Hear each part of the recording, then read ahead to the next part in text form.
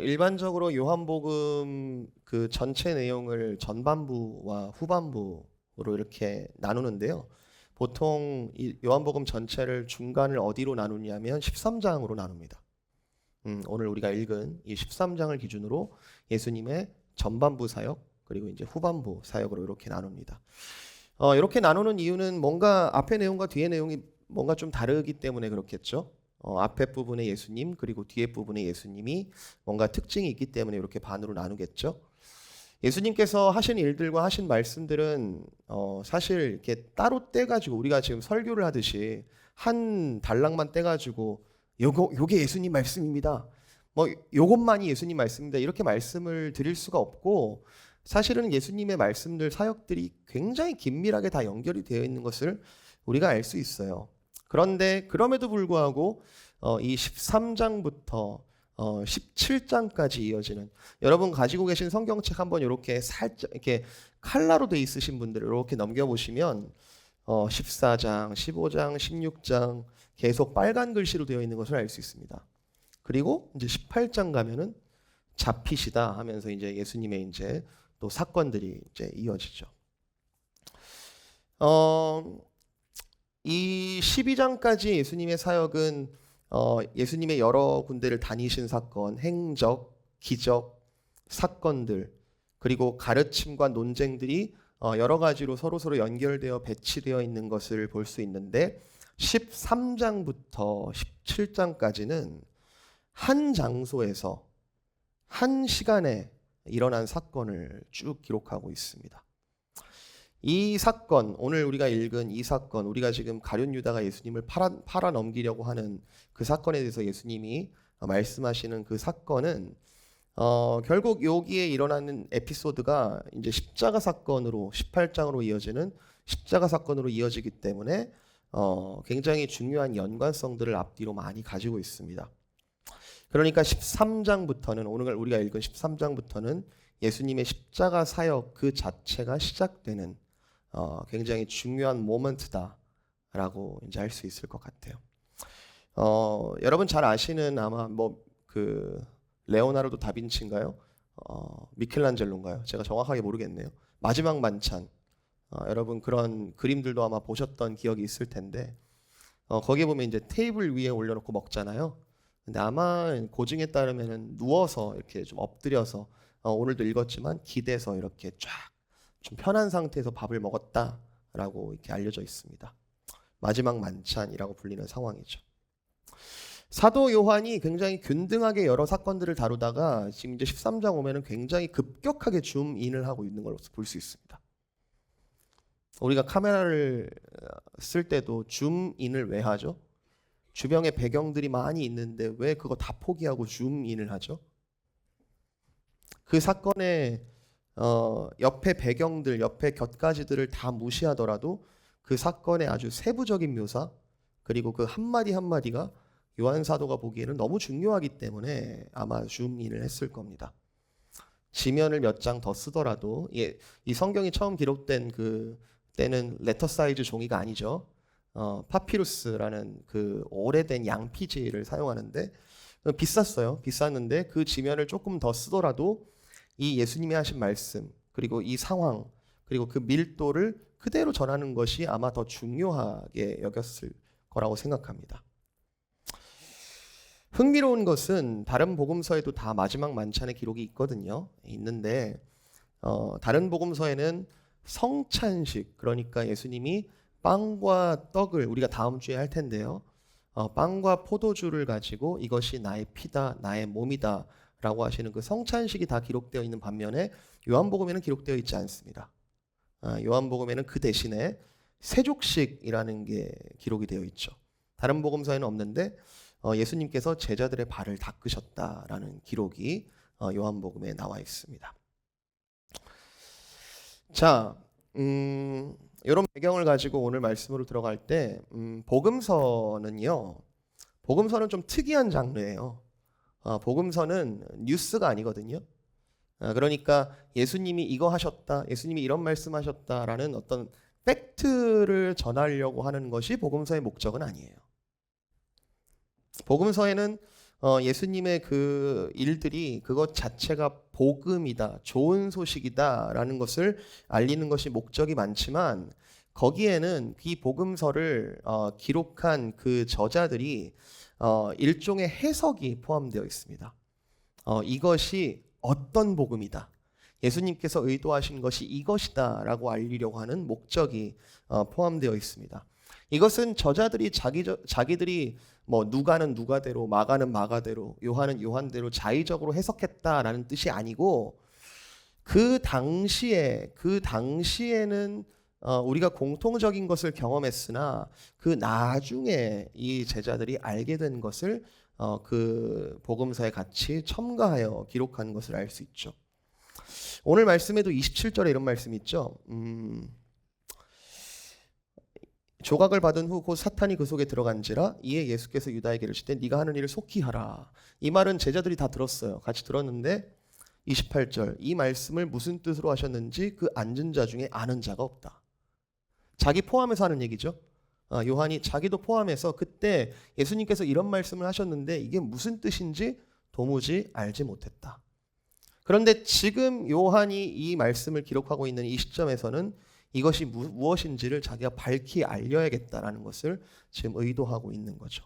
그 의도가 뭐였다? 예수님께서 네가 하는 일을 속히 하라라는 그 말의 의도는 뭐였냐면 그때 사탄이 그때 그 순간에 들어갔다라는 것을 요한은 나중에서야 알게 되었다.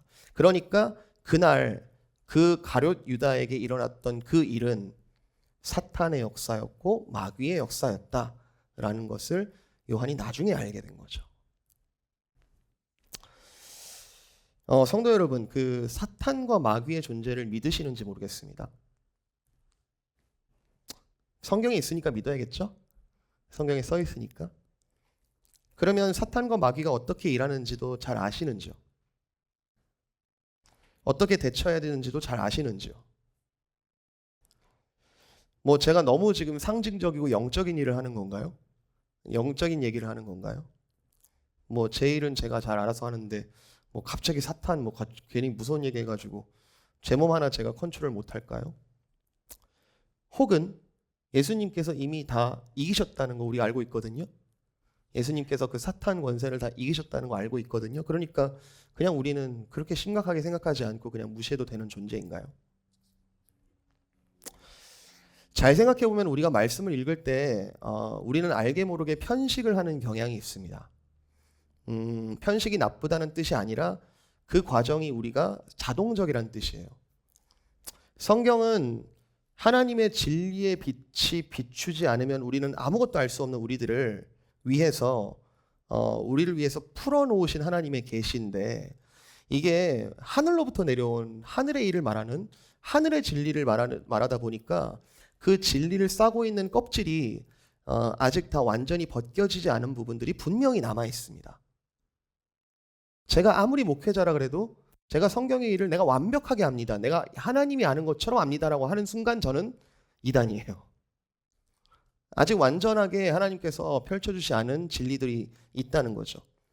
게다가 그 진리 자체도 그럴 뿐만이 아니라 듣는 우리에게도 문제가 좀 있고 그리고 우리의 영혼 상태에도 문제가 있을 수 있고 우리의 들을 귀에 문제도 있을 수 있습니다. 그래서 우리가 말씀을 대할 때에 우리는 무의식적으로 어려운 부분은 쉽게 건너뛰고 해석이 어려운 부분은 잠시 밀어놓습니다. 그럴 수 있고요. 어떨 때는 그렇게 하는 게 지혜롭기도 합니다. 베드로후서에 보면은 풀리지 않는 것을 억지로 풀다가 애를 쓰다가 멸망에 이르는 자가 있다. 뭐 이렇게 경고하기도 해요. 그렇지만 그 반대의 경우 성경은 어렵다라고 치부하면서 의도적으로 성경을 편식하게 되면 다른 문제를 만들 수 있는데 건너뛴 부분이 그냥 뻥 뚫려 있는 거죠. 오늘 같은 예입니다. 마귀의 존재가 있다. 마귀가 하는 일이 있다. 그리고 마귀가 제자 공동체를 어떻게 파괴하고 있고 예수님을 어떻게 위협하고 있고 그리고 그 마귀의 역사에 대해서 예수님은 어떻게 대처하셨고 제자들도 어떻게 대처할 수 있는지에 대한 정보와 지혜를 놓쳐버릴 가능성이 있습니다. 오늘 말씀의 시작 포인트는 마귀의 역사가 있었고 가룟 유다의 이야기입니다. 13장 1절 2절에 예수님께서는 자기가 세상을 떠나 아버지께로 돌아가실 때가 이런 줄 아시고 세상에 있는 자기 사람들을 사랑하실 때 끝까지 사랑하시니라.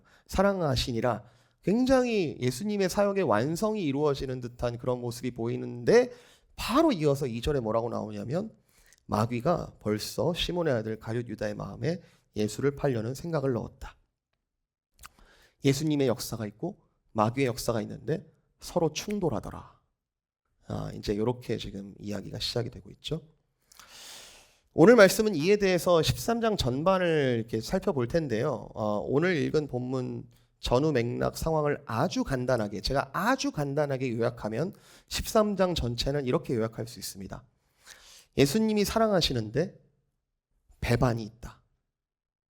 그리고 이 모든 상황을 예수님은 다 아시는데 제자들은 다 모른다. 다시 한번요. 오늘 말씀의 줄기예요. 예수님은 끝까지 사람들을 사랑하시는데 배반이 있고 이 모든 상황을 예수님은 다 아시는데 제자들은 다 모르고 있다. 이 상황이에요. 우리도 이 말씀을 접할 때 우리도 이 말씀 같은 제자와 같은 상황에서 출발해야 된다고 생각합니다.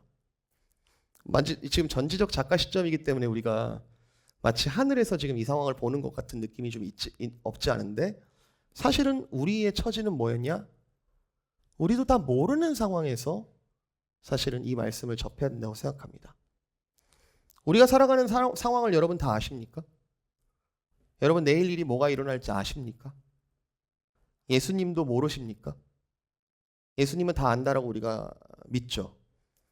그리고 우리가 살아가는 현장 속에서 사랑만 가득한가요? 배반과 악한 일들이 있죠. 그런 상황을 마주할 때에 예수님은 우리에게 무엇을 요구하고 계시는가? 다 모르고 있는 제자들에게 무엇을 요구하고 계시는가? 오늘 그것을 좀 함께 살펴보려고 합니다. 자, 먼저 우리가 기억해야 될 것은 예수님은 다 아신다는 거예요. 너무 당연한 얘기 같지만 오늘 말씀에서 한번 찾아보죠. 1절 보세요. 예수님은 자기가 지금 아버지께로 돌아가실 때가 이런 줄을 뭐하다? 아신다. 일단 때를 아세요. 지금 상황이 어떤지를 아세요. 3절. 저녁 먹는 중에 예수는 아버지께서 모든 것을 자기 손에 맡기신 것과 또 자기가 하나님께로부터 오셨다가 하나님께로 돌아가실 것을 아신다. 그죠? 아세요. 11절. 이는 자기를 팔 자가 누구인지 아신다. 또 아세요. 18절. 내가 너희 모두를 가리켜 말하는 것이 아니니라. 나는 내가 택한 자들이 누구인지를 알미라. 예수님은 너무 슈퍼맨처럼 다 아세요. 때도 아시고 지금 이 상황도 아시고 무엇을 해야 되는지도 아시고 나에게 택한 자도 누군지 아세요. 근데 이에 반해서 제자들은 잘 모릅니다. 7절. 예수께서 대답하여 이르시되 내가 하는 것을 네가 지금은 알지 못하나. 그죠? 제자들은 몰라요. 지금 이 상황이 지금 뭐가 펼쳐지고 있는지 잘 몰라요. 12절. 그들의 발을 씻으신 후에 옷을 입으시고 다시 앉아 그들에게 이르시되 내가 너희에게 행한 것을 너희가 아느냐? 모른다는 전제죠. 22절. 제자들이 서로 보며 누구에게 대하여 말씀하시는지 의심하더라. 모르겠는 거예요. 지금 우리 중에 하나가 판다고 하는데 지금 누군지를 지금 모르니까 지금 막 서로 의심하는 거예요. 28절. 이 말씀을 무슨 뜻으로 하셨는지 그 앉은 자 중에 아는 자가 하나도 없고. 36절. 시몬 베드로가 이르되 주여 어디로 가시나이까? 예수께서 대답하시되 내가 가는 곳엔 네가 지금은 따라올 수 없으나 후에는 따라오리라. 주여 어디로 가시나이까? 라는 질문 자체가 모른다는 거죠. 어디로 가세요? 어디로 가시는 거예요? 계속 이어집니다. 이런 상황이 계속 이어져요. 14장 5절. 도마가 이르되 주여 주께서 어디로 가시는지 우리가 알지 못하거늘 우리가 그 길을 어찌 알겠사옵나이까. 이런 뉘앙스가 13장부터 계속 이어집니다. 우리는 모르겠는데요. 예수님 나는 다 안다. 자, 우리가 우선적으로 질문해야 될 것은요. 하나님의 아들로 오신 이 예수님은 도대체 얼마나 알고 계시냐는 거예요. 얼마나 알고 계시냐는 거예요. 도대체 어디까지 알고 계시는 거냐? 그리고 그것을 어떻게 가르치고 계시고 이것을 왜 가르치시는 건가? 라는 것을 우리가 알아볼 필요가 있습니다. 자, 첫 번째요. 예수님은 얼마나 알고 계시는가? 교리적으로 지금 파헤치는 것이 아니라 지금 성경적인 요 관점에서 보는 겁니다. 예수님은 얼마나 알고 계시는가? 예수님은 제자들이 모르는 것을 다 알고 계십니다. 아는 것의 차이를 측정하려면 여러분이 뭐 학생인 경우도 있고 여기 선생님이신 분들도 있겠지만 아는 것의 차이를 측정하려면 측정 도구가 필요합니다. 그죠? 뭐 인터뷰를 해보든지 뭐 대화를 해보든지 아니면 시험을 치든지 이렇게 측정 도구가 있어야 이 사람이 이만큼 알고 있고 이 사람은 이만큼 모르고 있고 이것의 차이를 압니다. 근데 예수님은요 아주 뭐 모호한 게 없어요. 예수님은 아주 그냥 명제적으로 말씀하세요. 나는 알고 너희는 모른다. 너희는 모르고 나는 안다. 아주 여러 번 언급하십니다. 이것은 내가 아는 것은 너희가 따라올 수 있는 종류의 지혜가 아니다. 내가 지금 아는 것은 사람과 세상의 지혜로 나올 수 있는 것이 아니고 지금 내가 말하는 것은 내가 아는 것은 하나님의 아들로서 지금부터 내가 말하는 것은 신적인 지혜로 너희에게 말하는 것이라는 것을 강조하는 거죠. 뭐하러 예수님께서 계속 나는 안다 이런 말씀 계속 하시겠어요? 제자들이 알 가능성이 있다 그러면은 알도록 그렇게 만들어 가시면 되는 거지. 나는 알고 너희는 모른다. 왜 자꾸 이렇게 선을 그으세요? 왜냐하면 이 예수님이 아시는 종류의 그 지식은 온전히 예수님의 것이기 때문입니다. 이 예수님이 신적인 지혜를 가지고 있다라는 그 명제가 가장 강력하게 드러난 내용 중에 하나가 나는 지금 마귀가 하는 일을 알고 있다. 마귀가 하는 일을 간파하고 있다는 것이죠. 내가 지금 마귀의 일을 알고 있다. 내가 지금 나의 제자 가룟 유다의 상태와 마음을 정확하게 다 알고 있다. 너희 중에 하나가 나를 팔 것을 알고 있다. 정확히 어떻게 하려는지 난 알고 있다. 그러니까 이 말이 나오는 거죠. 27절에 네가 하는 일을 속히 하라. 그거 다 모르고 그냥 너 생각하는 그거 해. 이런 뜻이에요? 아니요. 예수님은 알고 있어요. 네가 하는 일을 속히 하라. 자, 이 정도로 읽으면은 가룟 유다가 여러분 어떤 이미지세요? 가룟 유다 어떤 이미지십니까? 저는 어렸을 때 가룟 유다는 굉장히 나쁜 놈으로 읽었던 것 같아요. 우리가 나쁜 놈이라고 상정하는 순간 이미지가 막 결정이 되는데 일단 잘생기지 않아요. 그죠? 굉장히 못생겼거나 약간 눈배가 막 이렇게 생겼거나 아니면 뭐 이렇게 실눈을 들고 항상 예수님을 쫓아다닌다든지 막 이런 상상을 하게 돼요. 가룟 유다 굉장히 나쁜 놈처럼 보이고 얼굴이 마치 이 상황에서도 굉장히 일그러져 있거나 또는 저쪽 구석에 쭈그려 있거나 모든 사람들이 다 알만하게 티가 나거나 지금 속에 다른 마음을 품었으니까. 근데 오늘 본문을 편견 없이 읽으려고 한번 노력을 해보시면요. 가룟 유다에 대한 편견이 많이 벗겨질 거예요. 예수님은 굉장히 티나게 말씀을 하고 계시는데 너희 중에 하나가 날 팔 거고 어쩌면 눈길을 줬을 수도 있을 것 같아요. 그런데 제자들은요 아무것도 모릅니다. 유다가 나갈 때조차 의심을 안 합니다. 이 가룟 유다는 굉장히 신뢰받는 인물인 것을 알 수 있어요. 제자들 사이에서 어카운턴트예요. 그죠? 회계. 돈을 맡은 자예요. 회계는 아무나 맡은 게 아니라 가장 믿을 만한 사람이 하는 거란 말이죠. 그리고 26절에 내가 떡 한 족을 적셔다 주는 자가 그니라 하고 곧 떡 한 조각을 적셔다가 가룟 시몬의 아들 유다에게 주시니. 끝에 앉아 있으면요 그거 바로 못 줘요, 여러분. 그죠? 12명이 쫙 있는데 저 끝에 있으면 그럼 전달해라야 이러면서 전달해가지고 이렇게 해가지고 가룟 유다한테 갔을까? 저는 다시 읽어보니까 굉장히 가까이 앉아 있었겠다라는 생각이 들어요. 꼭 예수님 옆자리는 베드로가 앉아 있었을 것 같고 가룟 유다는 저 끝에 앉아 있었을 것 같은데 여러분 자세히 읽어보시면 베드로가 멀리 앉아 있어요. 왜냐하면 예수님이 그런 말씀을 하셨을 때 베드로가 눈짓으로 이렇게 저기 가까이 또 옆에 있는 요한에게 무슨 뜻인지 한번 물어봐. 이러면서 베드로는 오히려 멀리 있는 것처럼 느껴지고 가룟 유다는 바로 옆에서 그 포도주를 적신 떡을 받아 먹은 것으로 보여집니다.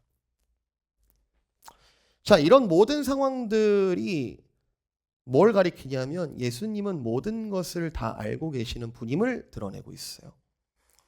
사실 이 예수님이 다 안다라는 것은 예수님이 자신을 뽐내시려고 하는 것이 아니라 뭔가 방향성이 있는데, 예수님의 아시는 것은 무엇을 위하여 아시는 건데, 예수님의 알은 지금 제자들을 위하여 적극적으로 사용되고 있고 적극적으로 그 알이 쏟아 부어지고 있습니다. 지금 예수님은 단순히 지혜를 소유한 자로서 추앙을 받기 위해서 지금 내가 안다, 나는 안다 이렇게 얘기하시는 것이 아니고, 양들을 위하여 목숨을 내어놓으신다 우리 봤잖아요. 마치 제자들이 이 가르침을 어떻게든 잘 받아 먹기를, 어떻게든 잘 받아서 씹어 먹기를, 잘 소화하기를 기대하고 있어요. 예수님은 자기가 아시는 것에 그냥 만족하는 것이 아니라 제자들이 이 알을 알기를 원하시는 거예요. 이 13장 전체에 진실로 내가 말하노니 이 말이 4번이나 써요. 4번. 16절, 20절, 21절, 38절. 내가 진실로 너에게 내 말 잘 들어라. 내 말 잘 들어라. 내가 지금 진심으로 너희에게 얘기한다. 자, 제자들, 예수님은 너무 잘 아시는 분이라는 게 분명하다면 이제 제자들로 넘어가 보죠. 제자들은 얼마나 모를까? 제자들은 지금 전반적으로 지금 이 상황을 아무 생각이 없어요. 예루살렘에 입성했을 때 제자들의 마음에는 야, 이제 왕으로 등극하시는구나. 그러면 누가 1번일래? 누가 2번일래? 지금 그 얘기하고 있는 상황에서 아마 요거 앉는 자리도 아마 싸웠을 수도 있어요. 밥 먹을 때. 제자들은 지금 이 상황을 다 알고 받아들이는 상태가 아닙니다. 전혀 모르고 있고, 그러나 예수님을 사랑하지 않다는 뜻은 아니에요. 그런데 그럼에도 불구하고 제자들은 잘 몰라요. 제자들이 지금 이 상황을 잘 모르고 있다는 것은 베드로가 하는 말마다 다 드러나고 있습니다. 베드로가 이렇게 좀 먼저 이렇게 나서서 이렇게 얘기하고 질문하는 게 있잖아요. 베드로는 말하는 것마다 다 지금 예수님의 핀트와 어긋납니다. 6절. 시몬 베드로에게 이르시니 베드로가 이르되 주여 주께서 내 발을 씻으시나이까? 예수님께서 대답하여 이르시되 내가 하는 것을 네가 지금은 알지 못하나 이후에는 알리라. 아니요, 내 발을 절대 씻지 못하리이다. 예수님께서 대답하시되 내가 너를 씻어주지 아니하면 네가 나와 상관이 없느니라. 베드로가 좀 아는 체를 했나 봐요. 아니요, 이거 제가 제자인데 선생님이 저를 씻어주면 안 되는데요. 자기는 뭔가 아는 걸 얘기하고 싶은 것 같은데 또 틀리죠.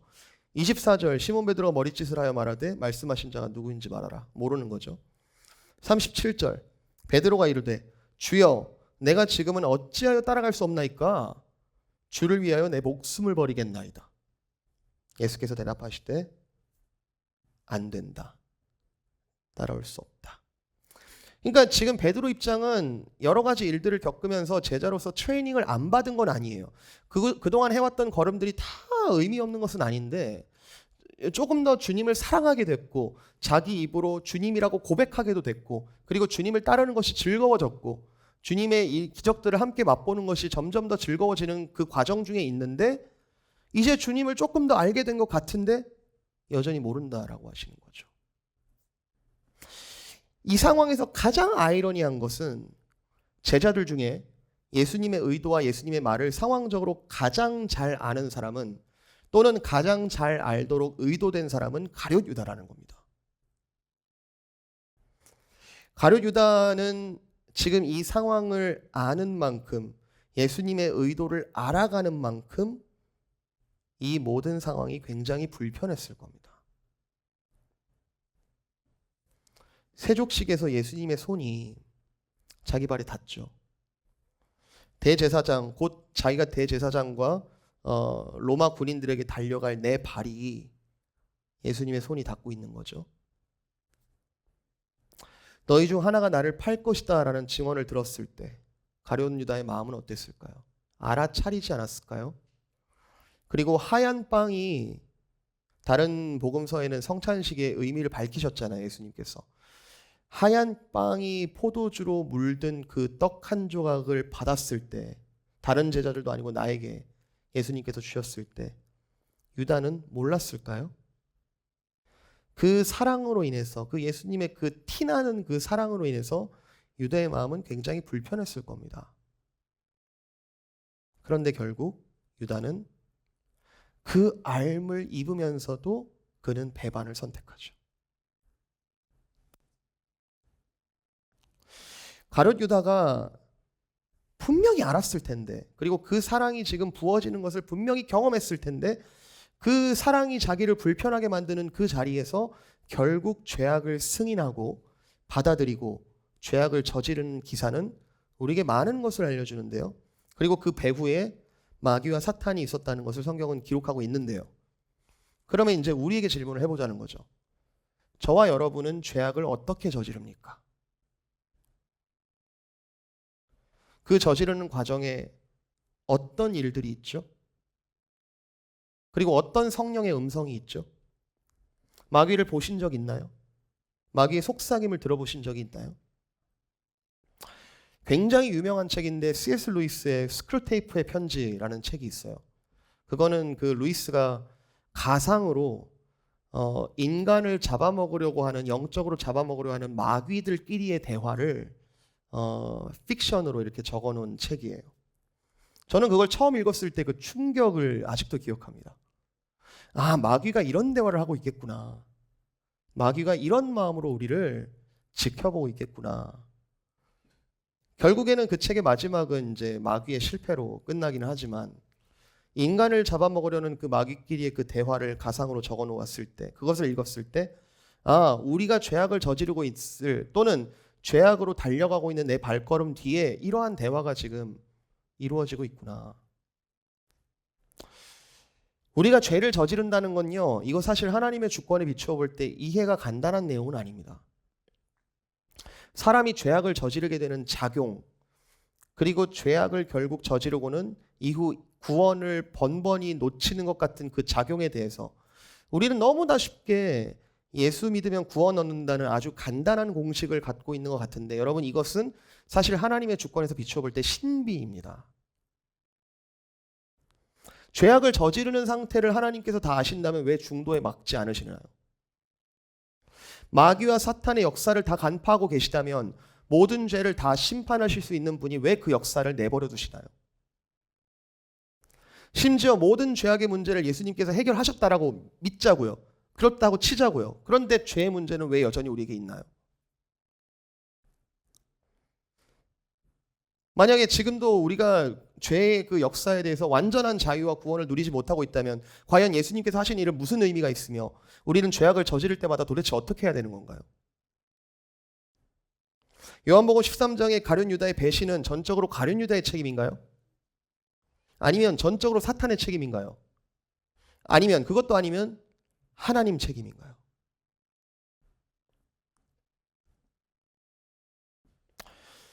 애초에 마귀의 영적인 역사와 작용이 더 중요하다였다면 우리가 하나님에 대한 지식, 하늘의 그 지식을 아는 데 있어서 마귀가 어떻게 일하는가, 마귀가 어떤 말을 하는가가 더 중요했다면 성경이 아마 그렇게 풀어갔을 겁니다. 하나님께서 더 많은 것을 거기에 대해서 알려주셨을 거예요. 그런데 성경의 관심은, 지금 이 상황에서의 성경의 관심은 예수님이 어떻게 하셨느냐에 있습니다. 아까 예수님은 어떤 분이라 그랬죠? 예수님은 어떤 분? 제가 거의 세뇌시켰던 것 같은데, 예수님은 다 아시는 분, 우리가 다 알지 못하는 이것을, 도대체 이해가 잘 되지 않는 이 마귀의 이 상황까지도 다 아시는 분이 이것을 오히려 주님의 구원 계획의 중요한 퍼즐로 사용을 하시고 거기에 자신을 내어주셔서 21절에 내가 진실로 진실로 너에게 이르노니 너희 중에 하나가 나를 팔리라 라고 하는 그 분명한 말씀 속에서 그 팔려가는 그 대상이 나라고 나를 내어주시고 31절에 이 상황이 지금 인자가 영광을 받았고 하나님도 인자로 말미암아 영광을 받으신 사건이다 라고 예수님께서 해석을 하신다면 우리는 이걸 어떻게 이해해야 됩니까? 물론 이 모든 일은 악한 자 하나, 가룟 유다의 배신에 예수님께서는 분명히 마음 아파하셨어요. 예수님께서 그냥 선을 그어 놓으시고 내가 가룟 유다를 내 구원을 위해서 내가 얘를 사용하겠다. 이 영혼이 사랑스럽지 않은지 다 상관없고 내가 만인을 위하여 내가 이 영혼을 사용하겠다라고 애초부터 정해진 것도 아니고 예수님께서 그 영혼을 사랑하셨대요. 가룟 유다조차도 사랑하셨대요.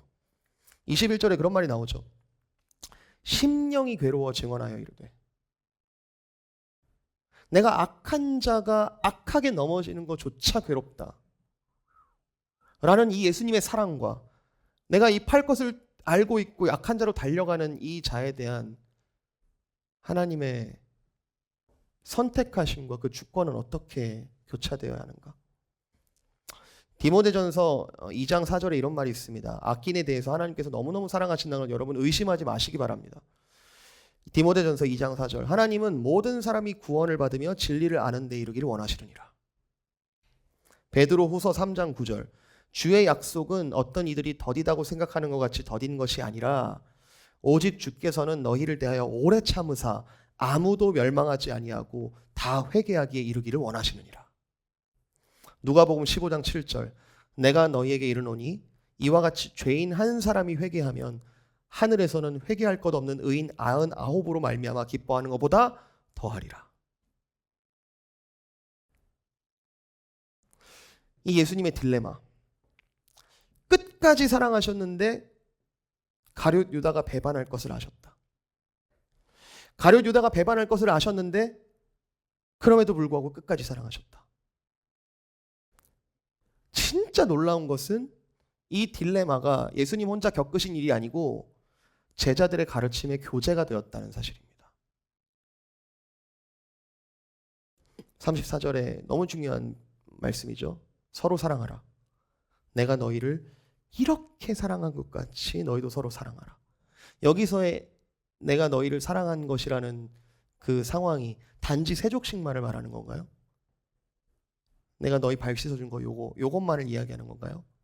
지금 내가 이 마음이 심령이 괴롭고 제자 중 하나가 정말 지옥에 처하는 그 상황들을 내가 마주하면서 그 심령이 괴로우나 끝까지 사랑하는 이 사랑을 너희에게 보였으니 너희도 서로 사랑하라. 제자들이 나중에 이 상황의 어떤 자초지종 그리고 예수님의 속마음을 알게 될 그때 제자들도 아마 그 딜레마를 마주했을 겁니다. 예수님이 그때 다 아셨는데 이렇게 왜 하셨을까? 그 사랑을 내가 먼저 지금 너희가 알지 못하나 내가 너희에게 보이노라. 아, 선생님이 우리 발을 씻으신 것, 그리고 우리를 초청하셔서 빵과 포도주를 나누어 주시고 먹고 마시게 한 것, 그것이 내 몸이다, 내 살이다, 내 피다 라고 말씀하신 것. 아, 그리고 배반할 것을 아시면서까지도 끝까지 그 사랑의 길을 걸으셨던 그 사랑을 이제 우리 보고 하라는 거구나. 그런데 적어도 지금 요한 사도는 나중에 이 기록을 할 때에 이것을 그 사랑의 크기가 여기까지였다라고 지금 적고 있는 거예요. 가룟 유다는 확실히 마귀의 자식이었다라는 것을 기록하면서 예수님께서 그 사랑까지 하셨다라는 것을 지금 보이고 있는 거예요. 자기도 그걸 경험했고요. 그리고 조금 이후에 2, 3일이 지나지 않아 하루가 지나지 않아 보게 될 그 십자가 사랑은 사실은 가룟 유다만 뛰쳐나가서 예수님이 십자가에 달린 것 같아 보이지만 우리 모두가 예수님을 배반하고 떠났던 그 십자가 사랑이 바로 이 사랑이었구나. 제자들은 좀 낫다라고 생각하면 착각입니다. 제자들 다 떠났습니다. 베드로가 네가 나를 3번 부인하리라. 닭 울기 전에 3번 부인하리라. 그러니까 뭐예요? 지금 밤이잖아요. 밤인데 닭 울기 전에는 12시간도 안 되는 길이에요. 그 길이가 지나기 전에 네가 나를 배반하리라. 나중에 제자들이 착각했을지도 모릅니다. 우리를 팔려고 한 사람이 베드로였어? 라고 생각할지도 모릅니다. 그만큼 모든 제자들은 그 배반에 그 피에 자기 손을 묻히지 않은 사람이 없어요. 그런데 예수님께서 그 모든 것을 다 아시고 정말 다 아시고 내가 지금 너에게 새 계명을 주노니 서로 사랑하라. 이 사랑하라라는 계명을 우리가 어느 위치에서 읽어야 될지 굉장히 중요하다고 생각합니다. 서로 사랑하라. 저는 이거를 중립적인 위치에서 그냥 모든 사람에게 서로 사랑하세요. 서로 사랑하세요. 기독교는 사랑하는 종교입니다. 사랑하세요. 이렇게 주어진 계명이라고 전혀 생각이 안 들어요. 찬송가 290장 이런 가사가 있는데요. 우리는 주님을 늘 배반하나 내 주 예수는 여전히 날 부르시고 그 참되신 사랑을 베푸시다니 내 형제여 주님을 곧 따르라. 우리는 어떻습니까? 우리는 죽어도 가룟 유다는 아닌가요? 다른 제자들인가요? 요한복음은 가룟 유다 베드로를 동등한 위치에서 바라보고 있습니다. 마지막에 베드로가 명백하게 나를 배신할 것이다, 나를 부인할 것이다 라는 말이 나를 판다 라는 말과 명백하게 달라가지고 예수님이 암시하신 그 사람이 베드로다라고 정확하게 인식하지는 않았겠지만 가룟 유다가 지금 식사 중간에 이런 해프닝 속에서 나갔음에도 제자들이 아무도 그를 의심하지 않은 상황 속에 베드로가 닭 울기 전에 도망갔고 부인했다. 다시 한번 제자들은 이 상황에 대해서 이 시점에서는 아무것도 모르고 있다라는 메시지를 우리에게 보여주고 있습니다. 자, 그럼 오늘 말씀의 마무리가 예수님은 다 아시고 우리는 아무것도 모르네 라고 끝나면 안 돼요. 이렇게 끝나면 안 돼요.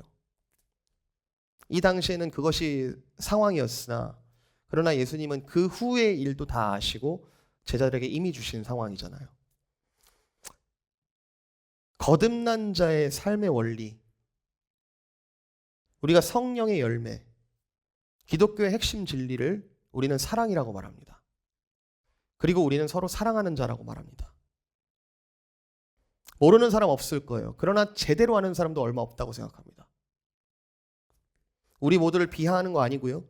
솔직하게 이 제자들의 자리, 이 모르는 자리에서 솔직하게 내가 지금 무엇을 어떻게 사랑하느냐라는지에 대해서 고민해야 한다는 뜻입니다.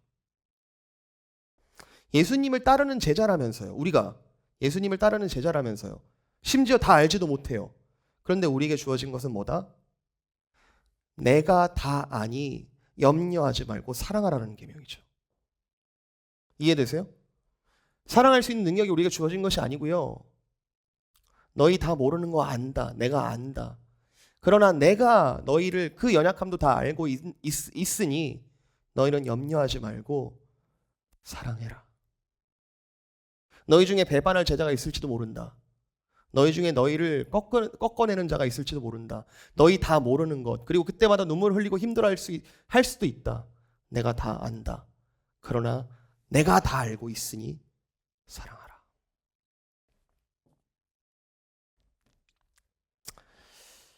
서로 사랑하라라는 이 계명이 너무너무 풍성한 의미를 담고 있기 때문에 사실 오늘 말씀에서 여기서 다 얘기를 할 수가 없고 그 이어지는 말씀이 사실 14장, 15장, 16장, 17장 도대체 그 사랑이 뭡니까? 라는 부분이 계속 이어질 거예요. 우리가 좀 아쉬운 것은 매일 성경 스케줄이 이 부활절 스케줄에 맞추느라 잠깐 다른 책에 갔다가 이제 14장을 다시 돌아올 텐데요. 중요한 것은 우리가 지금 먼저 알고 싶고 그 사랑이 뭔지로 막 뛰어들고 싶고 모르는 상황에서 알고 싶으나 그러나 중요한 것은 다 몰라도 사랑할 수 있다라는 계명이에요. 예수님이 이미 몸으로 보여주셨습니다. 종이 주인보다 낫지 못하고 제자가 선생보다 낫지 못하나 선생이 너희 발을 씻겼으니 너희도 이와 같이 사랑하라. 다 아시는 선생님이 지금 다 모르는 제자들을 위해서 괴로워하면서 눈물로 그 발을 씻어주고 계시고 여러 가지 어리석은 질문들이 막 난무하지만 거기에 정말 현명한 대답을 내어놓아도 다 알아듣지 못하는 제자들에게 끊임없이 가르쳐 주시는 분. 사실 예수님은 우리에게 그런 분이십니다. 혹 교회를 무너뜨리려는 배반자나 배교자가 있을지라도 사탄의 역사가 정말 활개를 친다 하더라도 하나님의 영광의 빛은 절대로 꺼지지 않으니 너희는 끝까지 사랑하라. 이것은 오늘 우리에게 어떤 개인적인 차원에서 그래 내가 오늘 좀 사랑해야지 라는 그 차원을 넘어서는 예수님의 공동체적인 위로, 정말 우주적인 위로, 그리고 위로에서 끝나는 것이 아니라 계속해서 예수님께서 우리를 향하신 사명이라고 생각합니다. 사랑하는 성도 여러분, 사랑을 생각할 때마다 사랑이 얼마나 큰지 가늠할 수 없다는 것을 계속 경험해요. 그렇지만 그래도 서로 사랑해 볼까요? 내가 할 수 있는 것을 해볼까요? 다 알지 못하더라도 이 사랑의 인풋이 어떠한 아웃풋을 낼지 내가 다 계산이 안 되더라도 다 아시는, 계산이 이미 끝나신 예수님께서 나와 함께 하시니 사랑할까요? 예수님이 약속하셨습니다. 내가 너희와 함께 한다. 성령께서 매일 우리에게 동행하고 계시죠. 그리고 사랑하며 따라갈 수 있습니다. 사랑하다가 피 흘릴 수 있고요. 사랑하다가 마음이 괴로울 수 있습니다. 다 내어놓는 사랑 계속 하다 보면 십자가가 가까이 보일 겁니다. 괜찮습니다. 주님이 세상 끝날까지 가장 큰 십자가로 우리와 함께 하실 것이고요. 제가 참 좋아하는 찬송인데 내가 매일 기쁘게 순례의 길 행함은 주의 팔이 나를 안보함이요 내가 기쁜 마음으로 주의 뜻을 행함은 주의 영이 함께하기 때문이다. 그 마음 가지고 세상으로 힘있게 나아갔으면 좋겠습니다. 그 힘은 다시 한번 말씀드리지만 나에게 있는 것이 아니고 모든 것을 다 하시는 주님께서 우리의 손을 잡고 걸어가시는 길입니다. 그 마음으로, 그 믿음으로, 사랑으로 나아가시는 모든 성도들 되시기를 주님의 이름으로 축복드립니다.